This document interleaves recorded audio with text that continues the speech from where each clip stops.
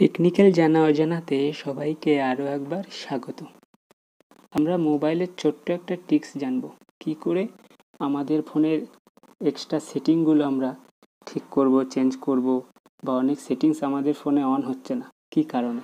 এর কারণ হচ্ছে আমাদের ফোনে ডেভেলপার অপশানটা অন নেই, মানে আমি নিজে ডেভেলপ করতে পারছি না।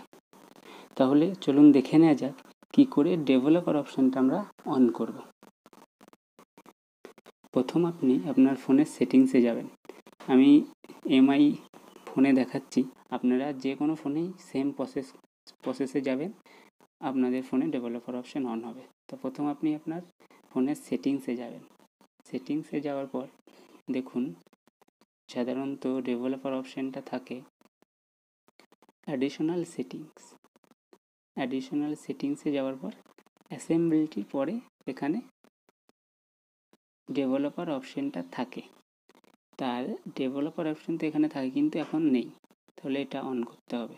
অন করতে গেলে আমরা প্রথম যাব আমাদের অ্যাবাউট ফোন, যে অ্যাবাউট ফোন আছে, অ্যাবাউট ফোন। দেখুন অ্যাবাউট ফোনে এখানে MIUI ভার্সন আছে। এই MIUI ভার্সনের ওপর আপনাকে 7-8 বার ক্লিক করতে হবে পরপর ক্লিক করলে দেখুন এখানে অন হয়ে যাবে ডেভেলপার ভার্সনটা। তাহলে আমি এখানে 5 থেকে 7 বার ক্লিক করবো। 1 2 3 4 5 6 7 8 বার। এখনও একবার ক্লিক করতে হবে। You R now A developer, আমাকে 8 বার ক্লিক করতে হলো।